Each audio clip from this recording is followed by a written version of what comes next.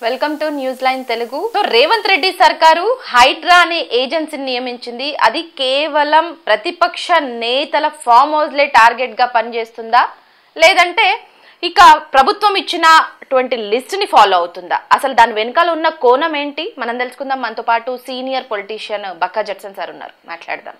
Sir నమస్తే. After long time మనం కలిసింది, ఎందుకంటే మీరు ఆమరణ నిరాహార దీక్ష చేసినప్పుడు వచ్చాను sir. So after that political పరిణామాల్లో చాలా వరకు యూటర్న్స్, సో చాలా మార్పులు కూడా చోటు చేసుకున్నాయి. సో అదేవిధంగా ఈ మధ్యకాలంలో మనం ఎక్కువగా వింటున్నాం హైడ్రా అనే ఒక ఏజెన్సీని సో రేవంత్ సర్కార్ నియమించింది. సో ఎట్లా పనిచేస్తుంది అనుకుంటున్నారు సార్? దాని పనితీరు అంటే నిజంగానే భూ కబ్జాలకు పాల్పడినటువంటి వ్యక్తుల మీదనే అది చర్యలు తీసుకుంటుందా, లేదంటే గవర్నమెంట్ ఇచ్చినటువంటి లిస్టును ఫాలో అవుతుంది అనుకుంటున్నారా? మీ ఒపీనియన్ ఏంటి? అమ్మా, మామూలుగా నేను గత ఒక సోషల్ యాక్టివిటీస్ట్గా గత 5 సంవత్సరాలలో చెరువుల కబ్జాల పైన, బాచ్పల్లిలా నిర్మించిన వాసవి కన్స్ట్రక్షన్స్ చెరువుల పైన కానీ, కోమ చెరువుల పైన కానీ, మైనింగ్ పైన, వరంగల్లో దాదాపు 53 చెరువులు కబ్జాలైన వాటిపైన, అతిపెద్ద చెరువు ఫస్ట్ టైం వరంగల్ మునగడం ఫస్ట్ టైం గత 2 years బ్యాక్. అట్లా రెగ్యులర్గా నేను చెరువులు పర్యావరణ కాపాడే దాని మీద వచ్చే తరాలకు మనము ఇవ్వవలసిన దాని గురించి మనం ఎప్పుడు బాధ్యతాయుతంగా ఉన్నాం. ఈరోజు నువ్వు హైడ్రాను ముట్టుకోవాలి. హైడ్రా అనేది ఇవాళ బిల్డింగ్స్ మనం ముట్టుకోవాలంటే అంటే ట్రాన్స్పరెంట్గా జరగడం. ఇవాళ హైదరాబాద్ మేయరు చెరువులలో కట్టిన కట్టడాలను కూలగొట్టి మన హైదరాబాద్ మేయర్ ఇచ్చింది కాదు. ఈరోజు తెలంగాణ ముఖ్యమంత్రి నువ్వు మాట్లాడు. తెలంగాణ ముఖ్యమంత్రి నువ్వు మాట్లాడేటప్పుడు ఎప్పుడైనా స్టేట్ లెవెల్ ఉండాలని సబ్జెక్ట్. అంటే ఫస్ట్ పాయింట్, దీనికి ఈరోజు భూమి పైన కట్టిన నిర్మాణాలు, ఆ భూమి సర్వే నంబర్లు తప్పేసిండ్రు, లేకుంటే చెరువులు కబ్జా చేసిండ్రు అనేది ఒకటి. ఈరోజు చెరువులల్లో అపార్ట్మెంట్ కట్టిండ్రు, ఇల్లు కట్టారు. ఇల్లు కట్టినప్పుడు, అపార్ట్మెంట్ కట్టినప్పుడు వాడు న్యాచురల్గా బ్యాంక్ లోన్కి పోయాడు. బ్యాంక్ వాడు ఏం చూస్తారు? రిజిస్ట్రేషన్ చూస్తారు. దీనికి రిజిస్ట్రేషన్ వచ్చింది, ప్లస్ నీకు పర్మిషన్ చూస్తారు, పర్మిషన్ వచ్చింది. పర్మిషను ఇది ఎవరిచ్చింది అనేది చూడాల్సిన అవసరం నంబర్ 1. రెండవది ఏంటనంటే, దీనికి ధరణికి లింక్ ఉంది. అధికారం రాగానే ధరణి తీసేస్తామని చెప్పి నువ్వు ధరణి మీద ఒక కమిటీ వేసినావు, కానీ ధరణి తీయలేదు. ఈరోజు పేరు మారుస్తామన్నారు, మారలేదు. ఇవాటికి ఒక కమిటీ, అది కాలయాపన జరుగుతా ఉంది. కాబట్టి ఇది కిందికెళ్ళి వస్తుందని అనుకుంటాను, పైన కొడుతుందని అనుకుంటాను. కిందికెళ్ళి వచ్చేటోళ్ళది ఇట్లుంటుంది అన్నట్టు. దానికి ఒక రివ్యూ మీటింగ్లు ఉంటాయి, ఎట్లా జరుగుతుంది అనేది ఉంటుంది, ఎన్ని చెరువులు ఉన్నాయి అనేది ఉంటుంది. నిత్యంలా ఒక చెరువులో ఒక నిర్మాణం చేశారు. ఆ నిర్మాణం పైన నేను హైకోర్టును ఆశ్రయించినప్పుడు వాడు డెమాలిష్ చేయమని ఇచ్చారు అనుకుంటే, హైకోర్టు ఒకటి అడిగారు. అప్పుడున్న ప్రభుత్వం ఏమన్నంటే, రాష్ట్రం మొత్తం ఎన్ని చెరువులు ఉన్నాయి, ఎన్నో చెరువులల్లా ఈ కబ్జాలు జరిగిన థీమ్ అంటే మేము చేయలేం సార్, ఇది టూ హార్డ్, హైదరాబాద్ వచ్చి చేద్దామని చెప్పారు. ఇవాళకి అది పెండింగ్లోనే ఉన్నది, కేసు నడుస్తుంది అని. అంటే అధికారంలోకి వచ్చినప్పుడు మనం స్టేట్ లెవెల్ చేసేది ఉంటుంది, హైదరాబాద్ లెవెల్లో చేద్దాం అనుకున్నా. కానీ నీవు ఫస్ట్ డిపార్ట్మెంట్ వైజ్గా పర్మిషన్లు ఇచ్చిండ్రు, రిజిస్ట్రేషన్లు ఇచ్చిండ్రు, రిజిస్ట్రేషన్ ఏ విధంగా జరిగినాయి అనేది ఒక పెద్ద ఎత్తున రెవెన్యూ మినిస్టర్ని కూడా కూర్చోబెట్టి చేయాలనుకునే పరిస్థితి. ఈరోజు కూలగొడతా ఉంటే 101% ప్రతి చెరువు దగ్గర చెరువు ఉండాల్సిందే. నీళ్ళు ఎక్కడ ఉన్నాయో అక్కడ నీళ్ళు చేరాల్సిందే. అది చేరిన టైంలోనే భూమి 4 రోజులు ఉంటుంది, లేకుంటే ఉంటుంది. కానీ పైన కొట్టడం వల్ల నిజంగా అన్ని చెరువులు కూడా క్లీన్ యథావిధి స్టేజ్కు తీసుకోవాల్సిన పరిస్థితి కనబడాలంటే దాని కథ వేరే ఉంటుంది. ఆ లెవెల్లో ఈరోజు జరుగుతుందని అనుకుంటలేరు. సో రీసెంట్గా జరిగినటువంటి ఎన్కన్వెన్షన్ కూల్చివేత తర్వాత సో చాలా డౌట్స్ వస్తున్నాయి సార్. ఎందుకంటే కోమటిరెడ్డి వెంకటరెడ్డి అంటే మీన్స్ ఆయన కంప్లైంట్ రైజ్ చేసిన తర్వాత వితిన్ 24 hours లోపు ఈ కూల్చివేత అనేది జరిగింది. సో మీరు చెప్పండి, నాగార్జునకే ఈ అక్రమ కట్టడాలు అనేది పరిమితమా, లేదంటే ఆయన కూల్చివేతన అంటే ఇన్కన్వెన్షన్ కూల్చివేతన ఎట్లా చూస్తారు? నేను అదే చెప్తున్నా కదమ్మా, ఇప్పుడు ఒక వర్క్ స్టార్ట్ అయిందంటే స్టేట్ లెవెల్లో మాస్ ఒకటేసారి అనుకోవాలి. ఒక ఆర్డర్ వెళ్ళిందంటే కంటిన్యూ. ఇప్పుడు కన్వెన్షన్ సెంటర్ కూలగొట్టడానికి ఆర్డర్ తెచ్చుకున్నా, అది ఒక్కటి కూలగొడితే నడవదు కదా. నీ పర్పస్ ఫుల్ఫిల్ కాదు. నీ పర్పస్ ఏంది? హైదరాబాద్, గ్రేటర్ హైదరాబాద్ పరిధిలో ఉన్న చెరువులలో మొత్తం ఇది. నువ్వు చెరువులలో మొత్తం అన్ని చెరువులు అసలు ఎన్ని కబ్జాలు ఉన్నాయి ఏందనేది తీసుకొని ప్రతి దగ్గరికి ఆ మిషనరీని దింపి, లేకుంటే మార్నింగ్కి వెళ్ళి ఇక్కడ ఈ ఏరియా ఇవాళంతా అయ్యప్ప సొసైటీ, ఇవాళంతా మన ఏది రాజేంద్ర నగర్ సైడ్, ఈ రోజంతా రామంతాపూర్ చెరువు, రేపు కుత్బుల్లాపూర్ చెరువు. నువ్వు అట్లనేది ప్లానింగ్ మొత్తం అంతా ఇదే. నువ్వు ఎన్కన్వెన్షన్ ఖాళీగా ఉంటుంది, ఒక 3 గుల్లబట్టి ఖాళీగా ఉంటుంది అంటే ఏం మెసేజ్ పోయింది? నాకున్న ఇన్ఫర్మేషన్ నేను ఇస్తాను ఎన్కన్వెన్షన్ సెంటర్ది, కానీ దీనికంటే ముందు నేను ఇంతకు ముందు అన్నదాని కనెక్టివిటీ ఉండాలని ఆప్తివి. ఆపుట్లో ఏందన్నట్టు నువ్వు కోర్టుకు పోయే టైం అంటే మిగతా వాళ్ళకి మేము నోటీసులు ఇచ్చినాం, టైం ఇచ్చినాం అంటున్నారు. అవును, నువ్వు టైం ఎట్లా ఇస్తావు? ఇప్పుడు ఇవాళ నువ్వు మొదలు పెట్టినావంటే నువ్వు వరుస పెట్టి కొట్టేస్తూనే ఉండాలి. నేను అదే అంటున్నా, ఒక దానికి ఇచ్చి ఒక దానికి కొట్టి అడుగు ఆగడం అనేది కాదు, అది ఆపరేషన్ సిస్టమ్ కాదు. రైడ్లు మీరు ఎప్పుడైనా చూడండి, ఈడీ రైడ్లు అంటారు. ఈడీ రైడ్లు ఎట్లా చేస్తారు? ఒకటేసారి ఈడీ రైడ్లు ఇంకొక దొంగ తప్పించుకోకుండా ఆ దొంగకు లింక్ ఉన్న 10 మంది మీద ఒకటేసారి నిలబడతారు. అన్ని ఐటీ రైడ్లు అంటారు. అదే విధంగా నీవు ఒక ప్రక్షాళన కోసం నువ్వు వేసింది ఏంటంటే హైడ్రా ఆపరేషన్స్ అనేది ఒక దగ్గర చేసి కాదు ఈరోజు. అదే నాకు ఈ 2 days లో కొంచెం చాలా సమాచారం వచ్చింది. అయితే ఆ విధంగా జరగదు. ఈరోజు నాగార్జున ఎందుకు కొట్టిన కానీ ఇప్పుడు నేను కారణం ప్రత్యేకంగా చెప్తాను. వాస్తవానికి ఏంటంటే రేవంత్ రెడ్డి సీటు 6 గ్యారంటీలు వైఫల్యం చెందినరు అనేది ఏఐసిసిలో ఉన్న స్ట్రాంగ్ పాయింట్. ఏఐసిసిలా దీనికి లింక్ ఉన్నది, అందుకని నేను చెప్తున్నా. ఏఐసిసిలో బీఆర్ఎస్కి వెళ్ళి ఎమ్మెల్యేలను కాంగ్రెస్లో చేర్చుకోవద్దనేది రాహుల్ గాంధీది క్లీన్ డైరెక్షన్ తెలంగాణకు ఉన్నది. చేర్చుకున్నారు, ఆయన సీరియస్ ఉన్నారు. 6 గ్యారంటీ చేర్చుకున్నావు, వద్దంటే నువ్వు చేర్చుకున్నావు, అదొకటి ఉన్నది. 6 గ్యారెంటీలు మాతోని ప్రారంభించి నిరుద్యోగులది నిన్నటి దాకా పెద్ద ఎత్తున దీక్షలు జరిగినాయి, గొడవలు జరిగినాయి. మాతోని అన్న చెల్లెళ్ళతోని చేపించినావు, అది నువ్వు ఫెయిల్ అయిపోయినావు. సెకండ్, నీవు రైతు రుణమాఫీలు కానీ లేకుంటే రైతు బంధు కానీ 6 గ్యారెంటీలు ఫెయిల్ అయినాయి అన్నట్టు ఏఐసిసి ఒక ఇది. కాబట్టి ముఖ్యమంత్రిని మారుస్తే ఎట్లుంటుంది అనే ఆలోచనతో వాళ్ళు ఉండే. ఈయనకు అపాయింట్మెంట్ 3 నెలలకెళ్ళి బంద్ అయింది. దీపాదాస్ మున్షాసంటి వాళ్ళు ఉంటారు కదా ఇక్కడ, అంటే ఆమె ఏం మంచిగా పనిచేస్తలేదు ఇక్కడ. ఆమెను ఎవరో సలహా ఇచ్చిండు, ఏంది రాజీవ్ గాంధీ విగ్రహం పెట్టాలని. రాజీవ్ గాంధీ విగ్రహం పెడితే సోనియా గాంధీ గారు వస్తారు, ఇది వస్తారు, దాంతో కొంచెం నడపాలనే ఉద్దేశంతో ఉంది. అందులో పుట్టుకొచ్చిందే హైడ్రా ప్లాన్. నీకు అమెరికా పర్యటన జరిగింది ఏంటంటే, ఈయన అందరు నాకు బ్రదర్, ఇవాళ నాకు ఏ కమ్యూనిటీ పైన కానీ దేని మీద కానీ ఏది లేదు, నేను మాకు అవకాశం లేదని తెలిసి కూడా మేము గత ప్రభుత్వం మీద 10 ఏళ్ళు కొట్టాను. వాళ్ళు కొంతమంది రెడ్డి, శ్యామ్ సుందర్ రెడ్డి ఉండే కదా ఇరిగేషన్, ఆయనను కలిసిండు అమెరికాలో. ఆయన అమెరికాలో ఉన్నట్టు నాకు తెలియదు, రాత్రి తెలిసింది నాకు ఆయన అమెరికాలో ఉందని.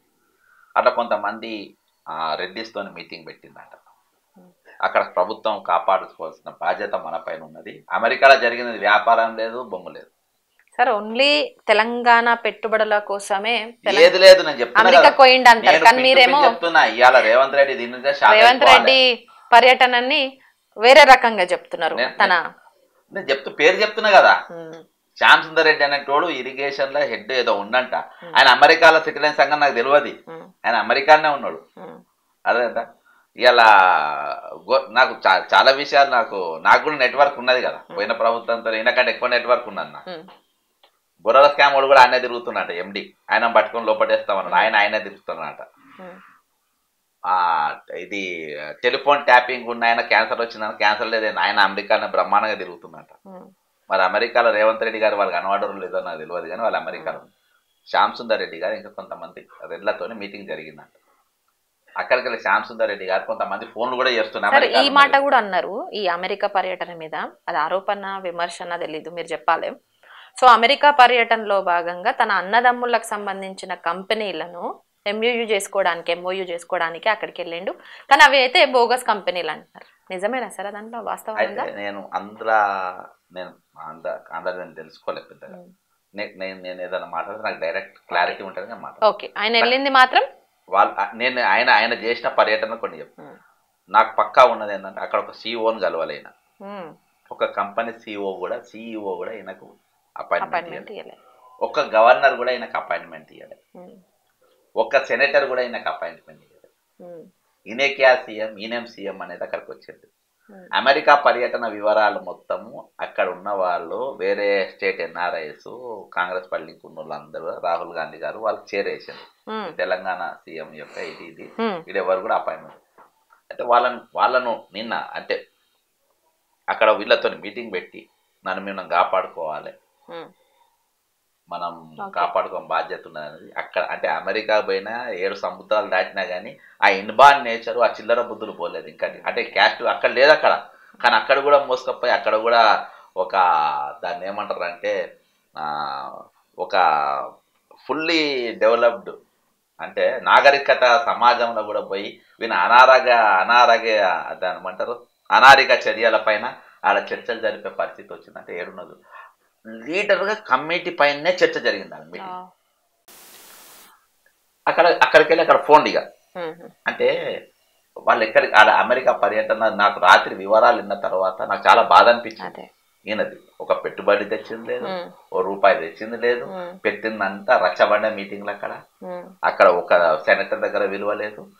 ఇటువంటి తరుణంలో నేను ఏదైనా చేయాలి, ఏం చేస్తే నా పదవి ఆగుతుంది, ఏం చేస్తే నా న్యూస్ వస్తుంది. ఆపరేషన్ హైడ్రా. ఓకే, అందులో భాగంగానే పుట్టుకొచ్చింది హైడ్రా అంట. నేను బతకాలి, ఎవరిని ముట్టుకోవాలి, నేను ఎవరిని పడితే వాడిని ముట్టుకోనికి లేదు, పేరు రావాలి నేషనల్ లెవెల్. కాబట్టి ఆల్రెడీ నాగార్జున దాని మీద నోటీసులు వచ్చినాయి. గత ప్రభుత్వాన్ని కూలగొట్టేది ఉండే, ఆయన హైకోర్టుకు పోయి ఏదో తెచ్చుకొని ఆగిండు. అదే సార్ ఆల్రెడీ కోర్టులో ఉంది.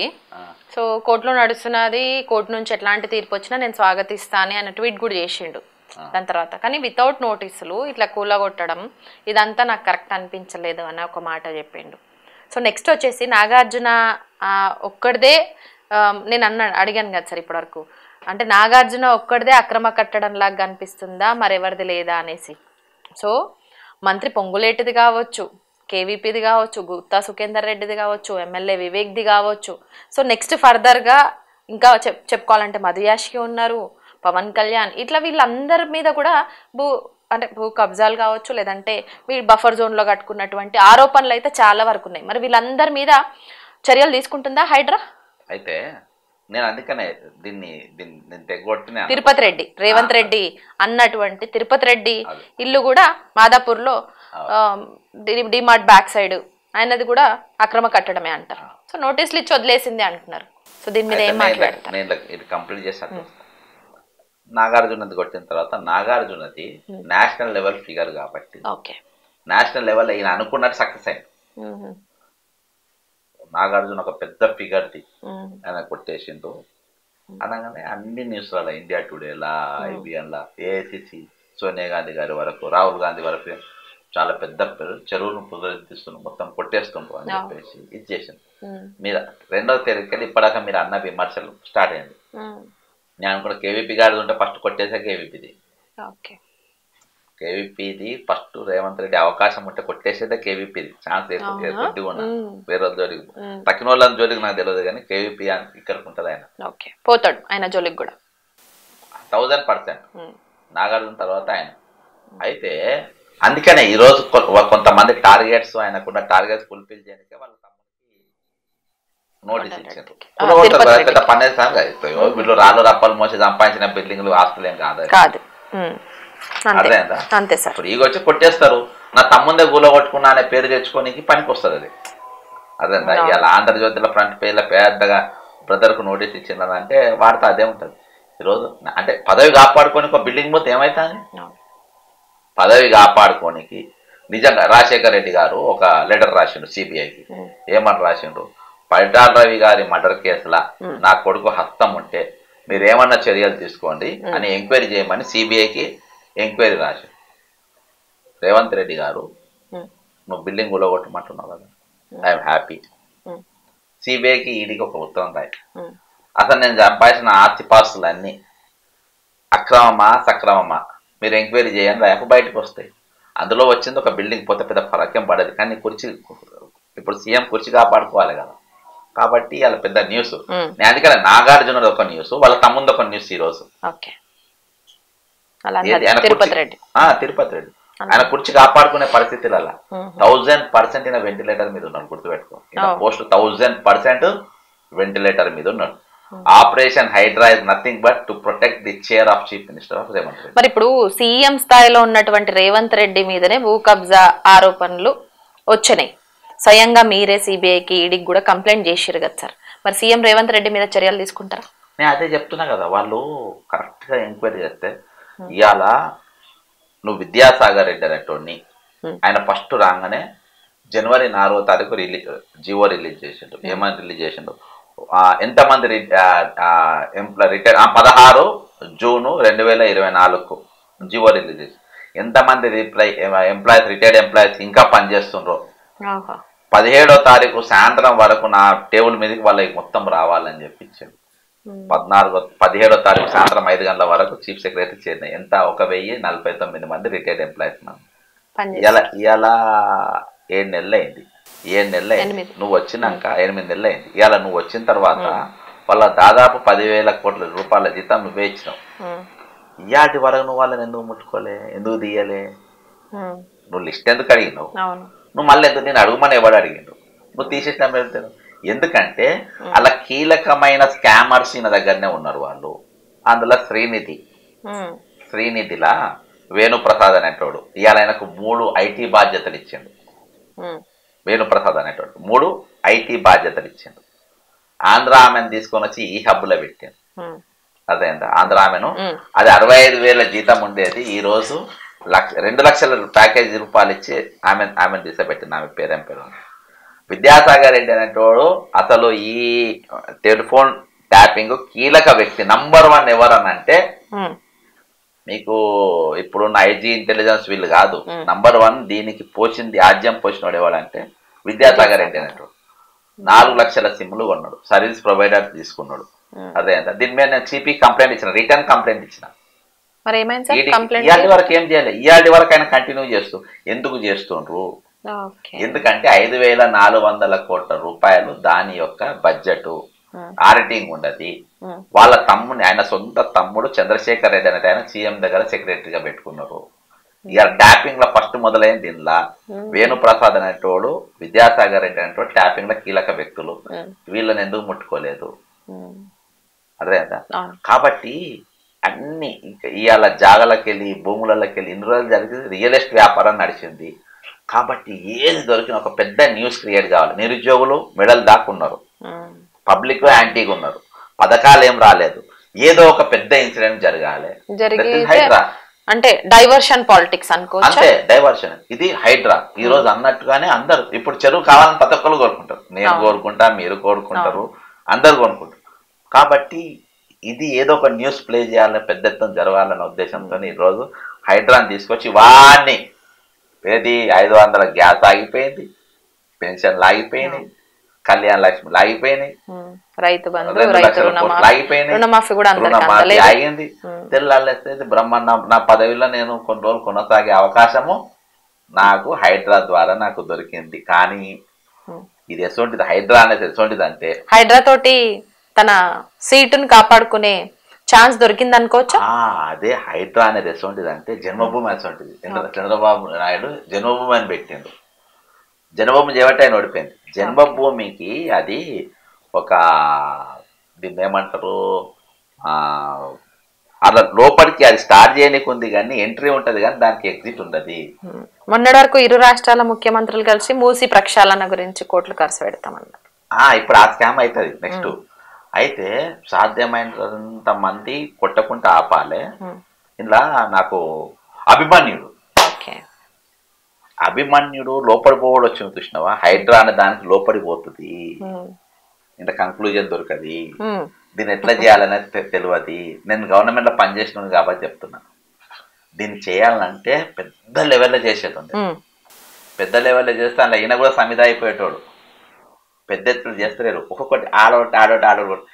ఇక్కడ పెద్ద అంటే 2 పెద్ద ఇన్సిడెంట్లు ఏమనంటే, ఒకటి నాగార్జునది పలగొట్టడం పెద్ద న్యూస్, రెండోది తమ్మునికి నోటీస్ ఇచ్చుకోవడం రెండో న్యూస్. సార్ వీళ్ళు ఎక్కిన ఫస్ట్ ఈ 8 months లో మనం గమనిస్తే ఫస్ట్ వచ్చేసి ఖాళీ బిందెలు ఉన్నాయి, ఏం లేవు, మొత్తం అప్పుల పాలైపోయిన తెలంగాణ, మొత్తం అన్ని అప్పులు చేసిరు అనేది ఒకటి క్రియేట్ చేసిరు. అంటే మీన్స్ ఈ పథకాలను ఆపడానికా, లేకపోతే పథకాల్లో లేట్కి కొంత వాళ్ళు కూడా అరే నిజంగానే గత గవర్నమెంట్ అన్ని అప్పులు చేసిపోయిందా అనుకునేటట్టు పబ్లిక్లో ఒకటి క్రియేట్ చేసిరు. దాని తర్వాత కుంగింది అని మేడిగడ కాళేశ్వరం ప్రాజెక్టు డొల్లా, ఏం లేదు స్కామ్ అయింది అది అన్నారు. దాని తర్వాత ఫోన్ ట్యాబింగ్స్ అని, దాని తర్వాత ఇట్లా ఒకటి అయిపోగానే ఇంకో దాని మీదకి ఎందుకు వెళ్తున్నట్టు, పబ్లిక్ కి సంబంధించిన వాళ్ళ సమస్యలకు సంబంధించో ఇప్పుడు చూడండి.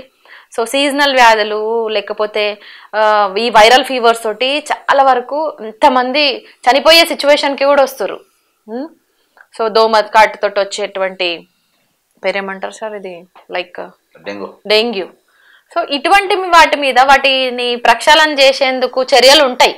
సో వాటిని కంట్రోల్ చేసేటువంటి జిహెచ్ఎంసి శానిటైజేషన్ ఏది లేకుండా ఉంది. ఇవన్నిటిని పక్కన పెట్టి వాళ్ళకి ఇచ్చిన హామీలను పక్కన పెట్టి ఈ డైవర్షన్ పాలిటిక్స్ ఎందుకు చేస్తున్నట్టు? అయితే అమ్మ, నేను ఆయనతో వాళ్ళకి వస్తా. ఈ 2 న్యూస్లు అప్పులది నేను ఎక్కడెక్కడ ఏ బ్యాంకులకు వెళ్ళి ఎంతెంత అప్పు తీసింది. గత ప్రభుత్వము పోయింది, అయిపోయిందమ్మా. నీవు ఆ ప్రభుత్వం చేసిన తప్పులను నేను సరి చేస్తానని వచ్చినావు, ఓకేనా? నీకు ఆ ప్రభుత్వం చేసిన తప్పేంది? రింగ్ రోడ్డు రోజుకు 2 కోట్ల రూపాయలు ప్రభుత్వానికి ఆదాయం. ఇప్పుడు పెంచినరు, రోజుకు 3 కోట్ల ఆదాయం ఐఆర్బి కంపెనీకి ఇచ్చిండ్రు. నువ్వు దీని మీద విజిలెన్స్లు ఇచ్చినావు, నేను విజిలెన్స్ ఇచ్చినా, నేను పైన ఇచ్చిన ఐఆర్బికి ఇచ్చిన తప్పని. నువ్వు ముఖ్యమంత్రి అయినాక ఐఆర్బికి వెళ్ళి నువ్వు ఎందుకు ప్రభుత్వం వాపసు తీసుకోలేదు? నువ్వు సీఎం అయినావు కదా, రోజు 3 కోట్లు వచ్చేటి కదా, నువ్వు అప్పు తీరిపోతావు కదా. గత ప్రభుత్వం చేసిన తప్పులు మనం చూపించుకుంటా అవి మనం ఏ సిటిజన్ సరి చేయడం అనేది కూడా ఇంపార్టెంట్. అదేందా ఇప్పుడు వీళ్ళు వచ్చినప్పటి నుంచి కూడా అప్పులు అయినాయి కదా. అప్పంటలేను. ఇప్పుడు ఒకటమ్మా, మనము పబ్లిక్ ఒక న్యూస్ ఇద్దాం అనుకుంటున్నాం. ఎందుకంటే నేను పార్టీలో లేను, నన్ను బయటికి పంపిండ్రు. మీరు జర్నలిస్ట్ కాబట్టి దీనికి ఒక రంగు రుద్దకుండా నేను ఒరిజినల్ వాస్తవం చెప్తున్నా. గత ప్రభుత్వం ఈ రోజు వాళ్ళు చేసిన తప్పులను బట్టి వాళ్ళని ఇంట్లో కూర్చోబెట్టిండ్రని మీరు అన్నారు. దానికి కన్ఫైన్ అయిపోదాం, ఓకే అయిపోయింది. వాళ్ళు చేసిన తప్పులేదో నేనే చూపెడుతున్నాను. రింగ్ రోడ్డు లాభసాటిగా ఉన్న రింగ్ రోడ్డు ఐఆర్బికి ఎందుకు ఇచ్చినవని నువ్వన్నావు, నేనన్నా. నేను వన్ ఆఫ్ ద పిటిషనర్, నువ్వు విజిలెన్స్కి ఇచ్చినావు. నువ్వు ఇలా ముఖ్యమంత్రి, నేనేం లేను బాస్, నేనేం లేను, కానీ నువ్వు సీఎం అయినావు. నువ్వు ఐఆర్బికి ఎందుకు రద్దు చేయలేదు? రద్దు చేస్తే రోజు 3 లక్షలు వచ్చేటి కదా, 3 కోట్ల రూపాయలు రోజు వచ్చేటి కదా. నంబర్ 1. రెండో ఆదాయం అడ్వర్టైజ్మెంట్. గత ప్రభుత్వము లీడ్ స్పేస్ కి ఇచ్చింది, ప్రకాష్ యాడ్కి ఇచ్చింది, యూనియాడ్స్ కి ఇచ్చిండ్రు, హ్యాంగింగ్ అడ్వర్టైజ్మెంట్, హ్యాంగింగ్ విత్ ఇచ్చిండ్రు. మనకు దానివల్ల బాగా నష్టం అయిపోయింది అని చెప్పిన వాళ్ళు. దాని మీద రోజుకు 4 లక్షల రూపాయలు అంబ్రెలాస్ రోడ్ల పైన పెట్టేది టాబ్లెట్స్ తెమ్మంటారు, 400 కోట్ల రూపాయలు. ఇవాళ నువ్వు ఎందుకు వదిలేస్తుంటాను? దాని గురించి నువ్వు ఎందుకు మాట్లాడవు? అడ్వర్టైజ్మెంట్ కానీ ఎందుకు రోజుకు 4 కోట్ల రూపాయలు ఒట్టి హైదరాబాద్ చెప్తున్నాను. అయితే మొత్తం స్టేట్ తెలంగాణ వేరే వేరే వేరే లెక్క ఉంది. ఓకేనా?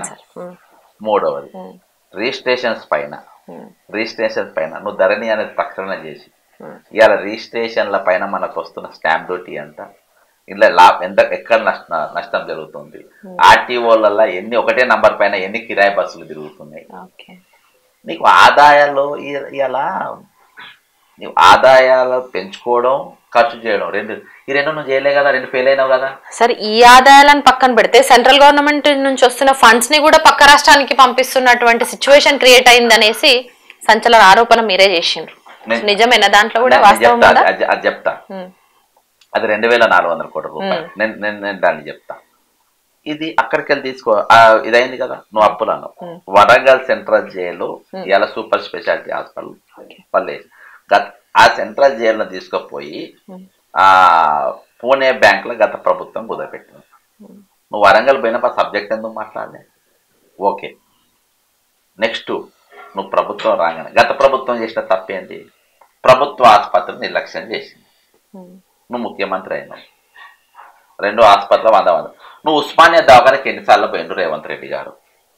ప్రైవేట్ హాస్పిటల్స్ ఓపెనింగ్స్కి వెళ్ళిండు. అర్థమైందా? మెడికేర్. గాంధీ దవాఖానకి ఎన్నిసార్లు పోయినావు? నువ్వు వరంగల్కు మెడికేర్ హాస్పిటల్ ఓపెనింగ్ పోయినావు.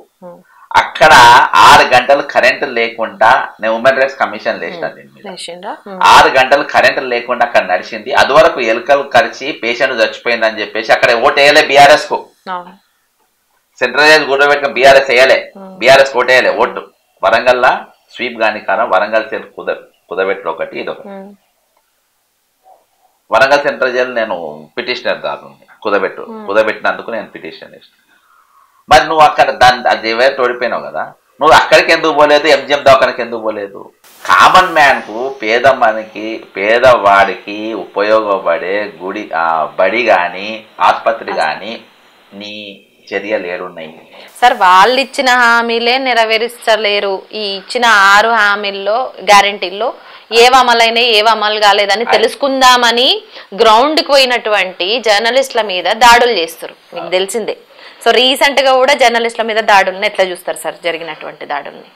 100% ఒకటి నేను అంటే వాస్తవాలను చెప్పేటువంటి మీలాంటి మేధావులు చెప్తే, మీలాంటి అనలిస్టులు చెప్తడంతో మీ సీనియారిటీకి తగ్గట్టు మీకు తెలిసిన విషయాలు మాకు చెప్తే దాని విషయంలో మేము గ్రౌండ్కి పోయి ఏదైనా విషయాలు అంటే ఏదైనా రిపోర్ట్ చేద్దాం అనుకుంటే దాడులు, దీన్ని ఎట్లా చూస్తారు? నేను దాని మీదకి వస్తా. అయితే ఇవన్నిటిపైన వైఫల్యం చెందినందుకు గత ప్రభుత్వం మూల్యం చెందింది. మరి నీవు ఇవన్నిటిపైన విస్మరించినందుకు, ఇవన్నీ విస్మరించినావు, ఇవన్నీ నువ్వు ఫెయిల్ అయిపోయినావు. ఇవి ఫెయిలియర్స్ ల భాగం కాబట్టి ఇదొక రీజన్ హైదరాబాద్ తీసుకురానికి. ఇప్పుడు మీరు అన్న ప్రశ్నకు వస్తా. ఈరోజు ముఖ్యంగా మహిళా జర్నలిస్టుల పైన, సరే నేను శంకర్ పైన దాడి, సురేష్ యాదవ్ పైన దాడి, ఇవి రెగ్యులర్గా ఆ ప్రభుత్వంలో ఉన్నప్పుడు, కానీ లేటెస్ట్గా ఈసారి కొత్త ట్రెండ్ ఏంటంటే మహిళా జర్నలిస్టుల పైన కూడా. ఈరోజు ఒక మహిళ ఒక కమిషన్ అనే దానికి నేను దీన్ని కూడా వివరాలు సేకరించాను. ఒక కమిషన్ అనేది జ్యుడిషియల్ పవర్స్ ఉన్నటువంటి కమిషన్. ఆ కమిషను కేటీఆర్కు ఒక ఇష్యూల నోటీసు పంపారు. ఆయన కోర్టుకు హాజరైనట్టు కమిషన్కి హాజరైన. ఎందుకంటే కమిషనర్కు జ్యుడిషియల్ పవర్స్ ఉన్నాయి. Commission is just like A court. ఇది వరకు జస్టిస్లు కూడా ఉండేటోళ్ళు, జస్టిస్ పుణ్య ఉండేది. ఆయన వచ్చినప్పుడు ముఖ్యమంత్రి ఆఫీస్కి వెళ్ళి, నేను ఎందుకంటే నాకు మొన్న కోర్టు ఉన్నప్పుడు కొంతమంది మహిళలు కలుస్తే, కాంగ్రెస్ వాళ్ళు కలుస్తే అడిగిన, నువ్వు కమిషన్ దగ్గర మీరు ధర్నా ఎట్లా పెడతారని అడిగిన. అదే అడిగినప్పుడు వాళ్ళు ఏం చెప్పినారంటే, సీఎం ఆఫీస్కి వెళ్ళి ఫోన్లు వచ్చినాయంట, కేటీఆర్ వస్తుండు, మీరు గంట రేపటి అక్కడ పోయి ధర్నాలు చేయాలని. ఒక జ్యుడిషియల్ ఆఫీస్లా, ఒక మహిళా కమిషన్లా మీరు ధర్నాలు ఎట్లా చేస్తారు? అది తప్పు. కమిషన్ ముందు కోర్టు ముందు ధర్నా చేస్తావా? కోర్టు ముందు ధర్నా చేస్తూ తప్పు అయితే కమిషన్ ముందు తప్పు చేస్తావు, ధర్నా తప్పు. నంబర్ 1.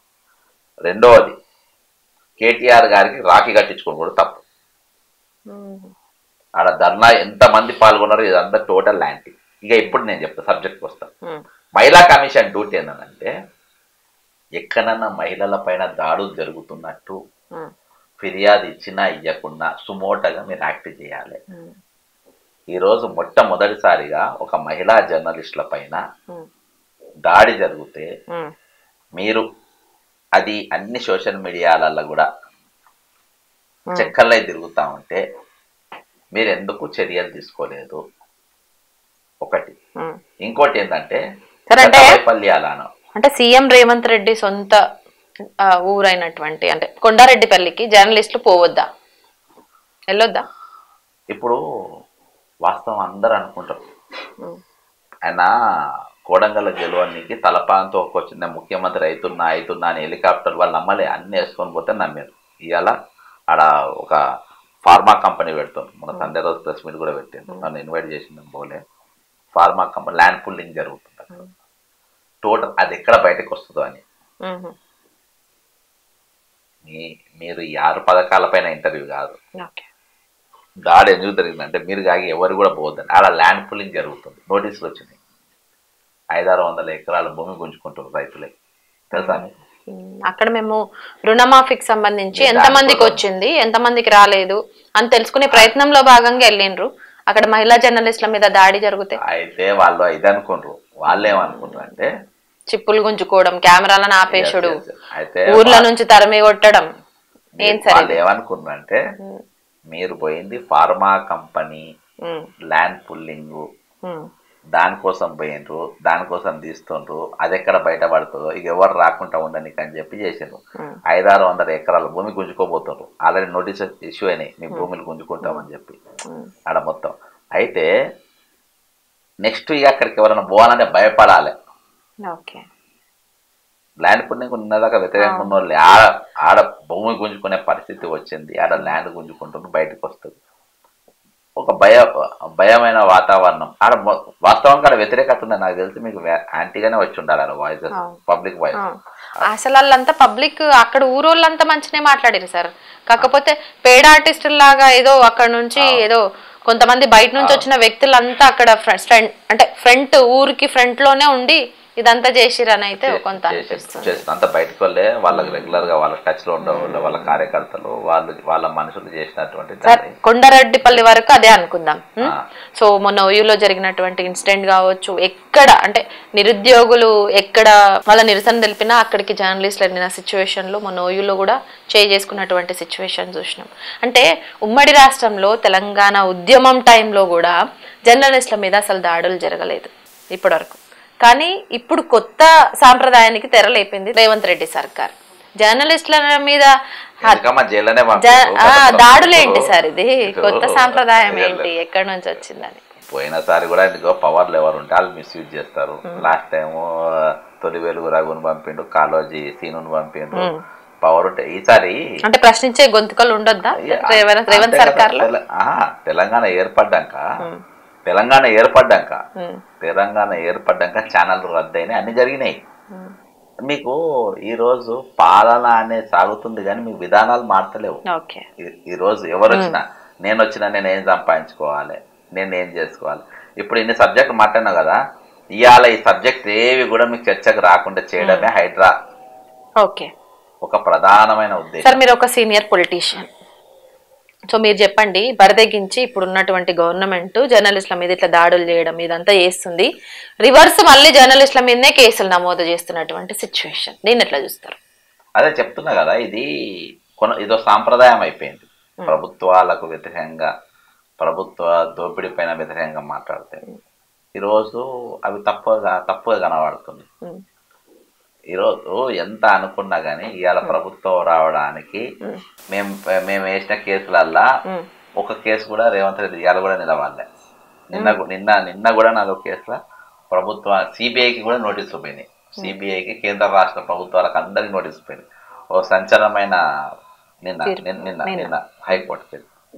మరి ఇవాళ ప్రభుత్వంలో కూర్చున్నారంటే ఒట్టిగా కూర్చోరు కదా, కొన్ని ప్రశ్నించే గొంతుల వల్లనే ఈరోజు మీ అసలు ఇవాళ ఇవన్నిటికి కారణం ఏంటంటే తెలంగాణలో ఈయన ఇదివరకు ఎప్పుడు ఒక మంత్రి పదవి చేసినోడు కాదు, డైరెక్ట్ గా సీఎం పదవి వచ్చేసినోడు కాదు.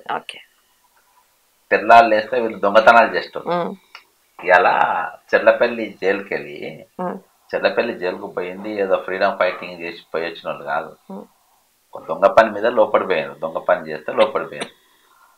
బయటకు వచ్చినట్టు వ్యక్తిని ముఖ్యమంత్రి అయినప్పుడు ఆయనకు పరిపాలన పైన కానీ, ఫైల్ మూమెంట్ల పైన కానీ, డే టు డే అడ్మినిస్ట్రేషన్ పైన కానీ, నీకు ఏ ఆఫీసర్ ఏ సీట్ పైన ఉండాలని అవగాహన నీకేముంటుంది? మీకేముండదు.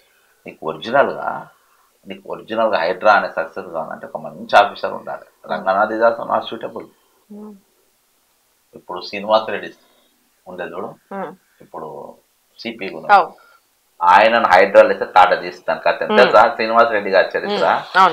కిరణ్ కుమార్ రెడ్డి గారు ఈ లిక్కర్ దానిపైన ఆయనను స్పెషల్ గా డిప్యూట్ చేస్తే ఆయనను ఏసీబీ డైరెక్టర్ గా ఉంటే కాంగ్రెస్ వాళ్ళు కాంగ్రెస్ ఎమ్మెల్యేలు ఎంపీల పైన కూడా కేసులు నమోదు చేసిండు ఆయన. హైడ్రా అనే ఆపరేషను చాలా కమిట్మెంట్ ఉన్న ఆఫీసర్తో ఇవ్వాలి, కానీ మా Ranganna not so sincere. Okay, not so sincere. అయితే మీరు ఇక్కడ ఆమరణ దీక్ష చేసినప్పుడు కూడా ఆల్మోస్ట్ చాలా మంది జర్నలిస్టులు మీ దగ్గరకు వచ్చే ప్రయత్నం చేశారు. సో వాళ్ళని కూడా ఈ దరిదాపులకు కూడా రానియకుండా కిందనే అడ్డుకున్నటువంటి సిచ్యువేషన్ కూడా క్రియేట్ చేశారు. అంటే జర్నలిస్టులను ఇట్లా ఎందుకు ఆపుతున్నారు? వాళ్ళు చేసే పనిని వాళ్ళతోటి చేయనియొచ్చు కదా సార్. వాస్తవాలని చెప్పే ప్రయత్నంలో భాగంగా ఏదో జర్నలిస్టులు తిరుగుతుంటారు. మీరు ఆ సబ్జెక్ట్ మాట్లాడింది కాబట్టి నేను చెప్తున్నా.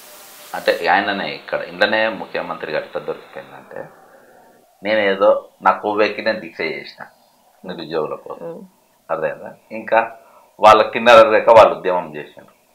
ఎవరు? నిరుద్యోగులు. నాకు కొవ్వెక్కి చేసిన వాళ్ళకేమో ఆయన భాషల. ఓకేనా?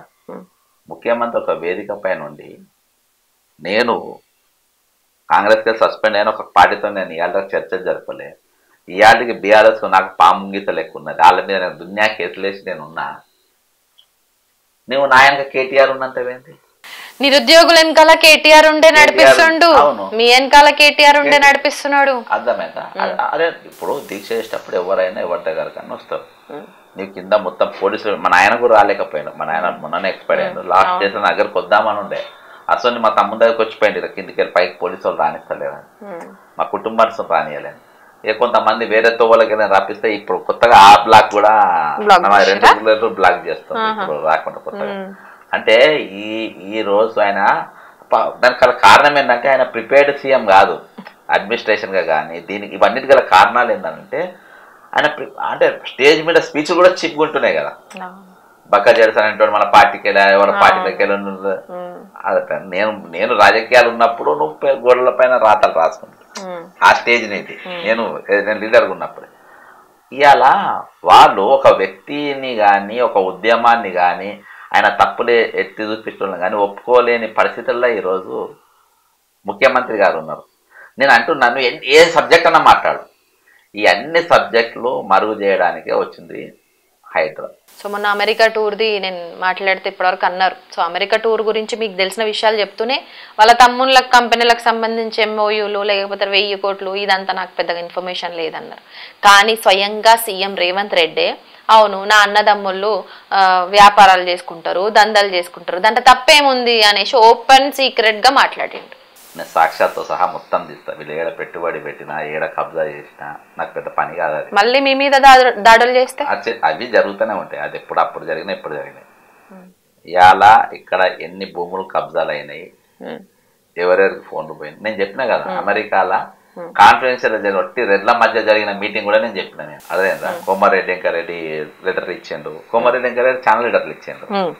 నాగార్జున ఎందుకు గులగొట్టారు తక్కిన ఎందుకని? ఇవాళ ఎగ్జిబిషన్ సొసైటీ ఉంది కదమ్మా హైదరాబాద్, ఇల్లీగల్ ఉన్నది తెలుసా నీకు? నేను హైడ్రాకి ఇచ్చిన కంప్లైంట్ అది, దాని మంత్రి అవును ఇల్లీగల్ ఆక్యుపెన్సీ అది. ఎగ్జిబిషన్ సొసైటీ వాళ్ళు ఒక టార్గెట్ పెట్టుకుర్రు, గవర్నమెంట్ ఇచ్చినటువంటి ఒక లిస్ట్ ని ఫాలో అవుతుండ్రు.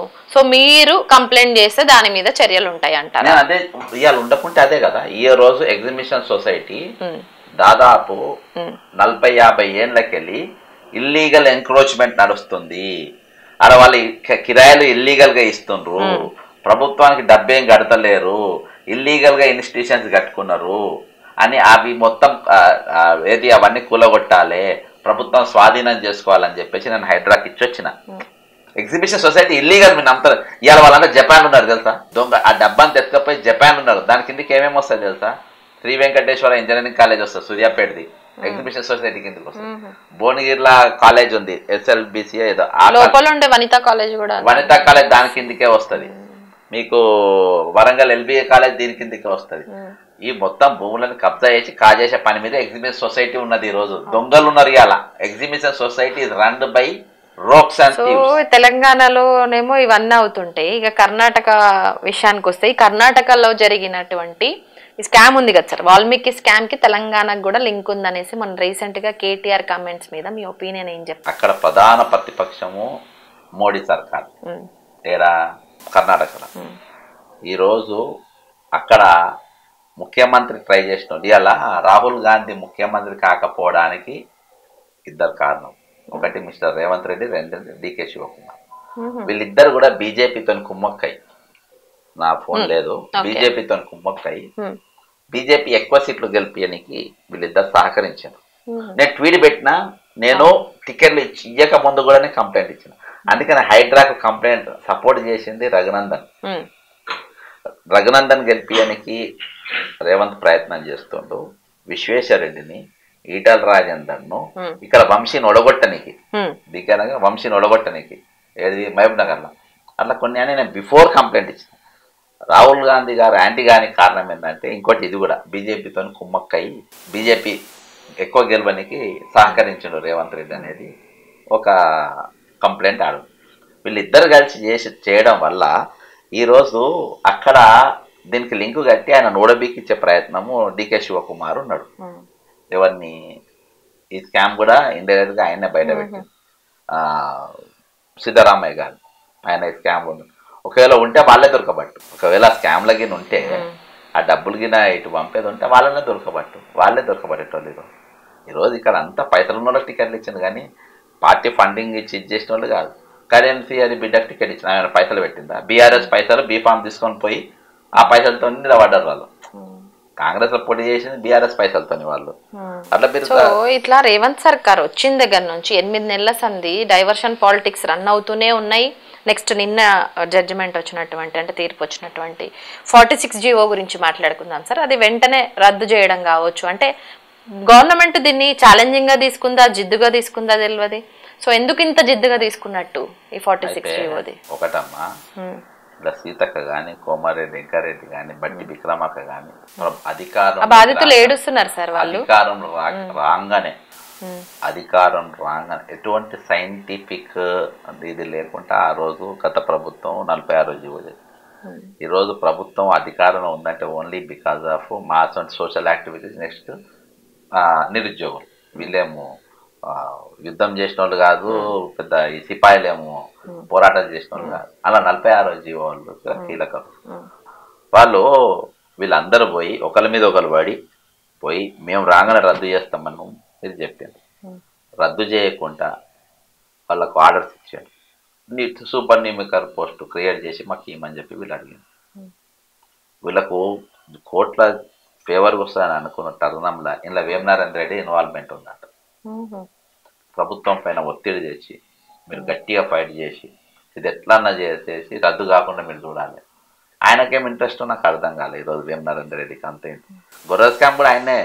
ఇవాళగా లక్ష్మారెడ్డిని ఎందుకు ఎండి A1 ఎందుకు అరెస్ట్ చేస్తలేరు? అందరు SC ST BCలను అరెస్ట్ చేసిన అలా ఇవాటి వరకు. తెలంగాణ ఫామ్ అయిందే నీళ్లు నిధులు నియామకాలు అన్న ట్యాగ్ లైన్ తోటి. సో నియామకాలు ఇచ్చే విషయంలో నిరుద్యోగులను సతాయింపులు చేస్తా ఉంది. సో నిరుద్యోగులు మొన్నటి వరకు రోడ్డు ఎక్కిండ్రు, వాళ్ళ మీద కేసులు, దాడులు, వాళ్ళని కొట్టుడు, వాళ్ళని లైబ్రరీలోనే బంధించడం, ఇవన్నీ మీరు చూసిరు కదా సార్. సో ఎగ్జామ్స్ అంటే మేమే కండక్ట్ చేసినాం అనేసి గత ప్రభుత్వం ఇచ్చినటువంటి నోటిఫికేషన్ లో వీళ్ళు ఉద్యోగాలు ఇచ్చినట్టు 30,000 వీళ్ళ ఖాతాలోకి వేసుకోవడం, ఇదంతా చూస్తున్నారు. సో నెక్స్ట్ ఎట్లుంటుంది సార్? అంటే ఈ 8 months లో మీరు గమనించింది డైవర్షన్ పాలిటిక్స్ ఇదంతా చూస్తుంటే నెక్స్ట్ ఫర్దర్ గా ఈ ప్రభుత్వం ఎట్లా ముందుకు పోబోతుంది? ఎట్లా అంటే మీన్స్ రాహుల్ గాంధీ నుంచి కావచ్చు, సోనియా గాంధీ నుంచి ఇప్పటికే అపాయింట్మెంట్స్ దొరకట్లేదు అంటున్నారు రేవంత్ రెడ్డికి, తనకు సీటు గండం ఉందని కూడా అంటున్నారు. సో వీటన్నిటిని ఓవర్కమ్ చేసుకుంటూ ఎట్లా ముందుకు పోతాడు? ఇంకా అందుకనే కదా హైదరాబాద్కి వచ్చింది ఈరోజు న్యూస్.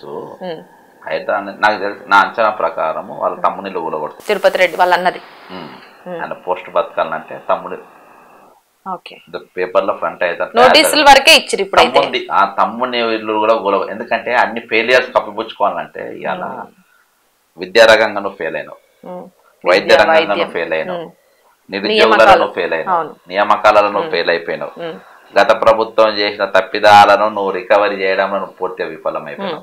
నువ్వు బిఆర్టీకి అప్పులే చేసుకుంటే ప్రభుత్వాన్ని నడిపిస్తున్నావు.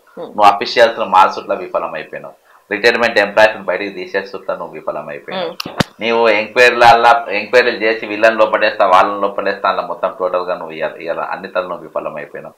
కాబట్టి నేను పాస్ కావాలంటే ఏం చేయాలంటే నా ఇల్లు కూలగొట్టుకోవాలి, నా తమ్ముని ఇల్లు గులగొట్టుకోవాలి, నాగార్జున ఇల్లు గులగొట్టిన నా తమ్ముని ఇల్లు గులగొట్టుకోవాలి. నెక్స్ట్ ఈ 2 ఆప్షన్స్ ఆయనకు ఉన్నాయి. అందులో భాగంగా నోటీస్ పోయినాయి. తక్కిన ఎక్కడ వేరే దగ్గర ఏది కూడా ఇవాళ జరిగే పరిస్థితి లేదు.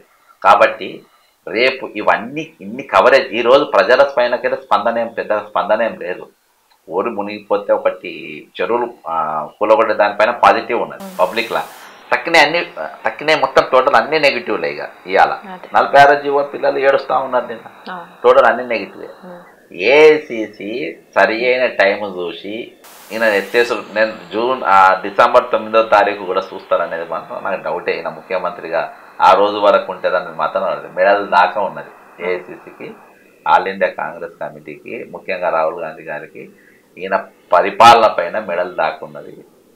అది చైర్ మాత్రం ఈయనదే హైడ్రాకు బలి కావచ్చు.